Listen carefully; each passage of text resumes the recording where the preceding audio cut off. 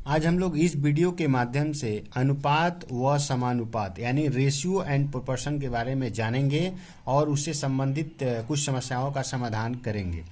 जैसे मैंने यहाँ पर लिखा है x:y, यह एक अनुपात है। इस अनुपात में दो पद हैं, एक तो पूर्व पद है एंटीसीडेंट और दूसरा है उत्तर पद या पश्च पद जिसको बोलते हैं कंसिक्वेंट। इस अनुपात को हम लोग x/y के रूप में भी लिख सकते हैं। इसको क्या पढ़ते हैं, x अनुपात y या फिर x:y। इसको क्या पढ़ते हैं हम लोग, x:y या फिर x अनुपात y। अनुपात हमेशा समजाती राशियों का निकाला जाता है, यानी जब भी हम लोग अनुपात निकालेंगे राशियां एक तरह की होनी चाहिए, समजाती होनी चाहिए। जैसे अगर हम लोग दिन के साथ दिन का अनुपात निकालेंगे, रुपया के साथ रुपया का अनुपात निकालेंगे, तो हमेशा समजाती राशियों का ही अनुपात निकाला जाता है। इसके बाद हम लोग अनुपात कितने प्रकार के अनुपातिक पद यूज होते हैं यहाँ पर इसको जानेंगे। जैसे समानुपात, रेशियो ऑफ इक्वलिटी। यदि किसी अनुपात में उत्तर पद, पूर्व पद और उत्तर पद का मान समान हो, जैसे मैंने यहाँ पर एक अनुपात लिया था x:y, तो इसमें हमने लिखा है x और y का मान समान हो, यानी x और y यानी उत्तर पद पूर्व पद दोनों समान हो। जैसे मैंने एक एग्जांपल दिया 2:2, तो यह एक समानुपात कहलाता है, रेशियो ऑफ इक्वालिटी कहलाता है। इसके बाद हम बात करते हैं विषमानुपात यानी ratio of inequality. Ratio of inequality या विषमानुपात में क्या होता है, पूर्व पद और उत्तर पद दोनों का मान अलग अलग होता है। जैसे मैंने यहाँ पर दिया है 2:3 या फिर 3:2। यहाँ पर देख रहे हैं हम लोग, उत्तर पद पूर्व पद का मान अलग है, यहाँ भी उत्तर पद पूर्व पद अलग मान है, यानी दोनों ही अलग अलग होते हैं। इसके बाद हम बात करते हैं थर्ड नंबर, गुरु अनुपात, रेशियो ऑफ ग्रेटर इनइक्वालिटी। ये क्या होता है, यदि पूर्व पद यानी एंटीसीडेंट का मान ज्यादा हो और कंसिक्वेंट का मान कम हो, यानी पूर्व पद का मान ज्यादा हो और उत्तर पद का मान कम हो, तो उसको हम लोग बोलेंगे गुरु अनुपात यानी रेशियो ऑफ ग्रेटर इनइक्वालिटी। जैसे मैंने यहाँ पर दिया x/y ग्रेटर देन 1। यदि x का मान ज़्यादा रहेगा तो हम लोग जब y से x को भाग करेंगे तो 1 से ज़्यादा मान मिलेगा। जैसे मैंने यहाँ पर लिया है 5/4। यहाँ पर ये हमारा उत्तर पद पूर्व पद है और ये हमारा उत्तर पद है। इससे जब हम लोग इसको डिवाइड करेंगे तो 1.25 है, जो कि 1 से ज़्यादा है, इसलिए यह एक रेशियो ऑफ ग्रेटर इनइक्वालिटी यानी गुरु अनुपात हुआ। इसके बाद हम बात करते हैं लघु अनुपात यानी रेशियो ऑफ लेस इनइक्वालिटी। इसमें क्या होता है, यदि उत्तर पद का मान ज़्यादा हो और पूर्व पद का मान कम हो, तो ऐसे अनुपात को हम लोग लघु अनुपात यानी रेशियो ऑफ लेस इनइक्वालिटी कहते हैं। जैसे यहाँ पर हमने दिया है x/y लेस देन 1, तो यहाँ पर देखिए 4/5 है, हम 5 से 4 को डिवाइड करेंगे तो 0.8 आया, जो कि 1 से कम है, इसलिए ये लघु अनुपात हुआ। यानी लघु अनुपात में हम लोग कैसे समझेंगे, उसका उत्तर पद का मान ज़्यादा होगा और पूर्व पद का मान कम होगा। इसके बाद हम बात करते हैं विलोमानुपात यानी इन्वर्स रेशियो। किसी अनुपात के पदों को बदल देने पर जो अनुपात प्राप्त होता है उसे हम लोग विलोमानुपात कहते हैं। जैसे हमने यहाँ पर एक लिया है x:y या x अनुपात y, तो इसका विलोमानुपात क्या होगा, विलोमानुपात का मतलब हुआ कि उत्तर पद पूर्व पद के जगह पर और पूर्व पद उत्तर पद के जगह पर, जैसे मैंने यहाँ पर लिखा है। इसके बाद यौगिक अनुपात, कंपाउंड रेशियो या फिर मिश्र अनुपात, मिक्स्ड रेशियो, ये एक ही बात है। कैसे क्या होता है, जैसे मैंने यहाँ पर एग्जाम्पल दिया है A:B, C:D एंड E:F। यहाँ पर 3 अनुपात दिए गए हैं, तीनों अनुपातों का यौगिक अनुपात निकालना है। तो यौगिक अनुपात निकालने का तरीका यही होता है कि पूर्व पदों का एक साथ गुणा होगा, उत्तर पदों का एक साथ गुणा होगा, यानी एंटीसीडेंट का मल्टीप्लाई एक साथ और कंसिक्वेंट का मल्टीप्लाई एक साथ। जैसे मैंने ACE:BDF यानी BDF, ये हमारा मिश्र अनुपात हुआ। अच्छा, यहाँ पर एक बात जान लेना है, किसी अनुपात के विलोमानुपात का मिश्र अनुपात या यौगिक अनुपात एक समानुपात होता है। यानी जैसे एक हमारा x:y एक अनुपात है, इसका विलोमानुपात क्या होगा, y:x होगा। अब यदि दोनों का हम लोग मिश्र अनुपात या यौगिक अनुपात निकालें तो हमको मिलेगा xy अनुपात xy, यानी यह एक समानुपात हुआ। अब हम लोग यहाँ पर कुछ सम्स को सॉल्व करेंगे। जैसे यहाँ दिया गया है, ये बहुत ही इंपॉर्टेंट सम है, हमेशा एग्जाम में पूछा जाता है। यदि A:B = 5:9 हो, एवं b/c इक्वल्स टू 4:5 हो तो a/b/c का मान निकालें। तो इसको दो तरीके से हम लोग कर सकते हैं, लेकिन इसका जो सबसे आसान तरीका होता है वो जो मैं बता रहा हूँ ये ही है। a/b इक्वल्स टू दिया गया है 5:9 और b/c दिया गया है 4:5। अब हम लोग क्या करेंगे, इसमें भी गुणा करेंगे, इसमें भी गुणा करेंगे। किससे गुणा करेंगे, हम लोग देख पा रहे हैं b इसमें भी है तो यहाँ पर b का मान 9 होगा और b इसमें भी है तो यहाँ पर b का मान 4 होगा, क्योंकि b/c यानी 4:5 b के लिए 4 काम कर रहा है और यहाँ पर a/b यानी 5:9 तो यहाँ पर b के लिए 9 काम कर रहा है। तो इस b का गुणा ऊपर वाले के साथ यानी और इस b का गुणा नीचे वाले के साथ, तो यहाँ पर b क्या है 9 है। अब हम लोग गुणा करके अनुपात को लिख देंगे। तो हम लोग लिखेंगे a/b/c। हम लोग देख रहे हैं अगर इसको एक साथ में लिखें तो b 2 बार आएगा तो यहाँ मान भी 2 बार आएगा। जैसे 4 से इसको गुणा किए तो ये होगा 20, 36, 4 से 9 को मल्टीप्लाई तो 36 हुआ, b का मान हुआ। फिर 9 से 4 को करेंगे तो ये भी 36 होगा। तो हमने ऑलरेडी 36 लिख दिया है। और इसके बाद फिर हम लोग 9 से 5 में करेंगे तो ये हो जाएगा 9 5 जा 45 यानी 9 5 45। ये हमारा a/b/c हो गया। इसी प्रकार ये हमारा आंसर हो गया, a/b/c का मान निकल गया। इसी प्रकार यहाँ पर एक और सम को सॉल्व करेंगे। यहाँ पर a/b इक्वल्स टू 2:3 दिया गया है, b/c इक्वल्स टू 4:5 दिया गया है, c/d इक्वल्स टू 6:7 दिया गया है। तो हमें a/d का मान निकालना है। या फिर यहाँ पर ऐसे भी पूछा जा सकता था a/b/c/d का मान निकालें। दोनों क्वेश्चन सेम ही है, थोड़ा सा डिफरेंस है। तो सबसे पहले हम लोग जैसे हम लोग यहाँ पर निकाले हैं a/b/c उस तरह से निकालेंगे। तो a/b इक्वल्स टू है 2:3 और यहाँ दिया गया b/c इक्वल्स टू है 4:5। यहाँ पर b का काम कौन कर रहा है 3, इसमें b का काम कौन कर रहा है 4, तो इसका गुणा 4 ऊपर में और ऊपर वाले b का गुणा नीचे में। अब हम लोग लिखेंगे a/b/c, 4 से गुणा करेंगे 8:12, फिर यहाँ पर गुणा करेंगे तो 12, तो एक बार लिख दिए हम लोग, फिर 15। अब इसके बाद फिर हम लोग इसके नीचे c/d लिखेंगे, c/d इक्वल्स टू निकला है 6:7। तो इसमें क्या करेंगे, हम लोग देख पा रहे हैं इसमें जो है c है, c का मान कौन है, c का काम कौन कर रहा है 15 और इसमें c का काम कौन कर रहा है 6। तो जो दोनों में है उसी को लेकर हम काम करेंगे। तो इसमें भी c है, इसमें भी, यहाँ पर c का काम कौन कर रहा है 6, तो यानी ऊपर में इसका गुणा होगा और ऊपर वाले c का काम कौन कर रहा है 15, तो इसका गुणा नीचे वाले के साथ होगा। अब हम लोग इसको लिखेंगे तो a/b/c हम लोग देख रहे हैं c 2 बार है तो यहाँ पर 2 बार आ रहा है, तो यहाँ भी 2 बार आया, हम यहाँ एक बार लिख रहे हैं तो वहाँ भी एक ही बार लिखेंगे। अब हम लोग गुणा करेंगे तो ये हो जाएगा 48,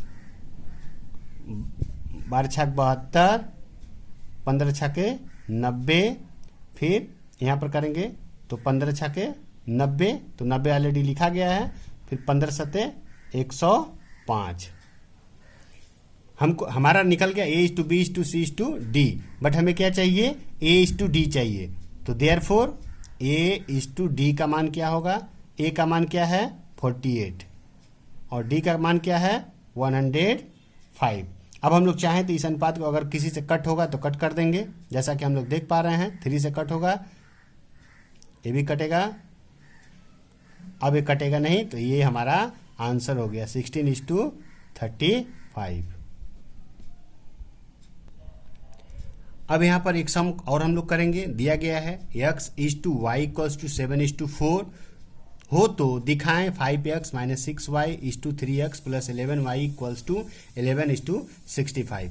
हम लोग को यहाँ पर x/y को 7:4 दिया गया, तो हम लोग मान लेंगे, माना x equals to 7k, y equals to 4k। k एक वास्तविक संख्या है, वास्तविक संख्या, वास्तविक यानी रियल नंबर संख्या है, और k नॉट इक्वल्स टू 0। के एक वास्तविक संख्या है बट 0 उसका मान नहीं है। तो हम लोग लेफ्ट हैंड साइड को ले लेंगे। लेफ्ट हैंड साइड हमारा दिया गया है 5x माइनस 6y अनुपात 3x प्लस 11y। तो इक्वल्स टू, इसको हम अनुपात है तो इसको बटा में भी लिख सकते हैं, बटा में मैंने इसको लिख दिया 3x प्लस 11y।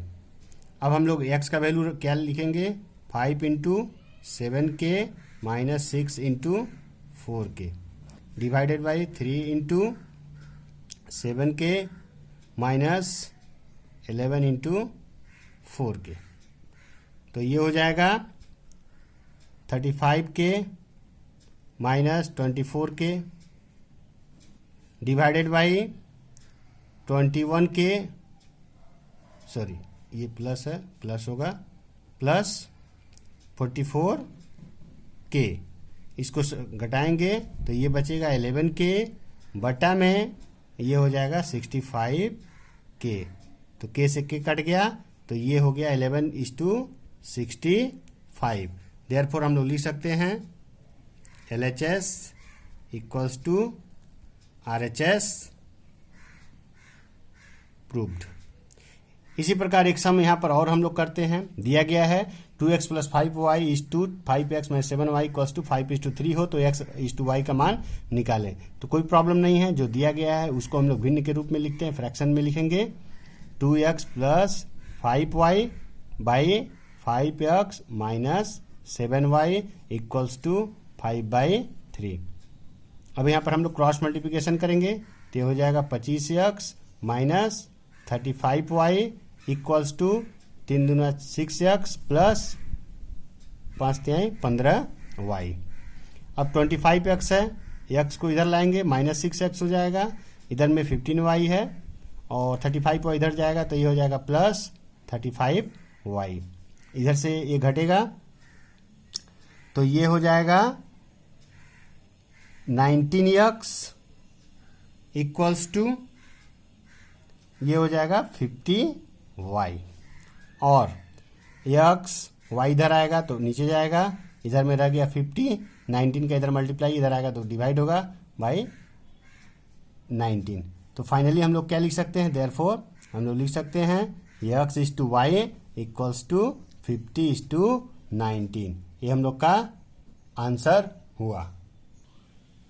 यहाँ पर और एक सम हम लोग करके देखेंगे। जैसे दिया गया p is to q equals to 5:7 एवं p minus q equals to -4 हो तो 3p प्लस 4q का मान निकालें। तो हम लोग मान, यहाँ भी हम लोग मानेंगे, माना p इक्वल्स टू 5k और q इक्वल्स टू 7k।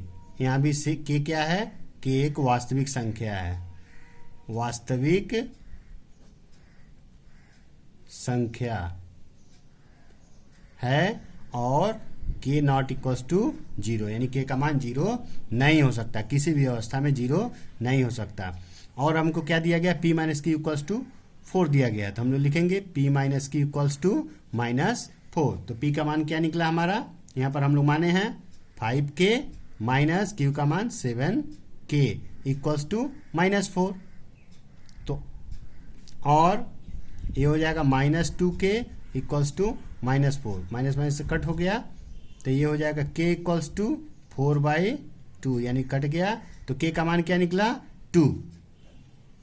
तो हम लोग निकाल लेंगे, अब वैल्यू हमको निकालना है 3p प्लस 4q का। तो 3p का वैल्यू कितना हो जाएगा, 3p।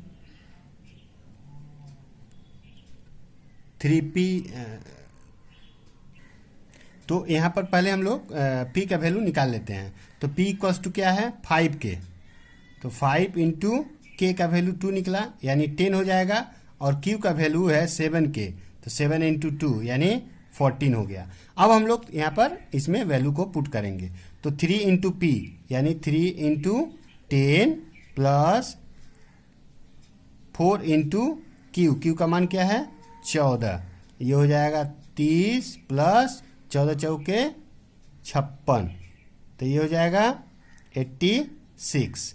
ये हम लोग का आंसर हुआ। इसके बाद यहाँ पर एक और एग्जाम्पल हम लोग करेंगे। दिया गया 7x minus 5y is to 3x plus 4y equals to 7 is to 11 हो तो दिखाएं कि 3x minus 2y is to 3x plus 4y equals to 127 नहीं होगा, ये 137 होगा इज टू 473। तो ठीक है, कोई बात नहीं, जो दिया गया है उसको हम लोग लेते हैं। तो दिया गया हमको 7x minus 5y divided by 3x plus 4y equals to 7/11। तो यहाँ पर कुछ नहीं, क्या करेंगे हम लोग, क्रॉस मल्टीप्लिकेशन करेंगे। तो 11×7=77x minus 11×5=55y equals to 7×3=21x plus 7×4=28y। जितना x वाला है सबको एक तरफ, तो 77x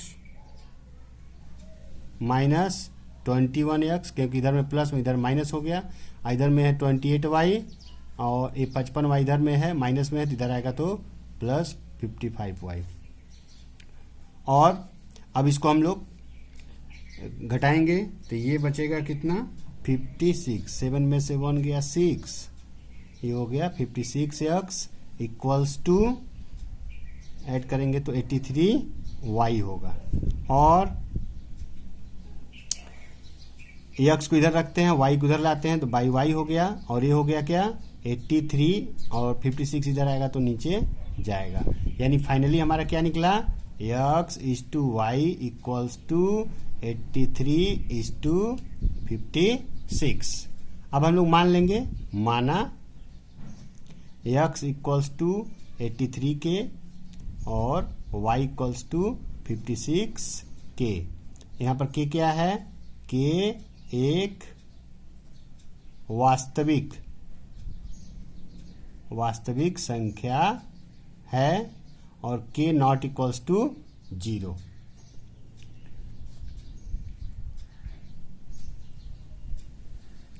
इसके बाद हम लोग अपना LHS लेते हैं, लेफ्ट हैंड साइड हम लेते हैं। लेफ्ट हैंड साइड हमारा क्या है, 3x माइनस 2y बाई, इसको फ्रैक्शन में लिख दिए 3x plus 4y। Value put करेंगे, 3 इंटू एक्स का वैल्यू है 83 के, माइनस 2y, 2 इंटू वाई का वैल्यू है 56 के, बटा में 3 इंटू 83 के प्लस 4 इंटू 56 के, क्योंकि y का वैल्यू 56 के है। इसको गुणा करेंगे तो ये हो जाएगा 9 और 8 3 के 24 के, माइनस इसको गुणा करेंगे तो 14 में 12, 5 10 112 के, और ये इसको भी करेंगे तो यही आएगा 249 के ही आएगा, 249 के प्लस इसमें गुणा करेंगे तो 6 चौके 24, 4 5 20 2 22 के। एक 249 के में से 112 के घटाएंगे तो ये बचेगा 137 के बाई, इसको ऐड करेंगे 9 4 13 83, तो ये हो जाएगा 473 के से के कट गया। यानी फाइनली क्या निकला, 137 इज टू 473। देयरफॉर हम लोग लिख सकते हैं LHS equals to RHS proved.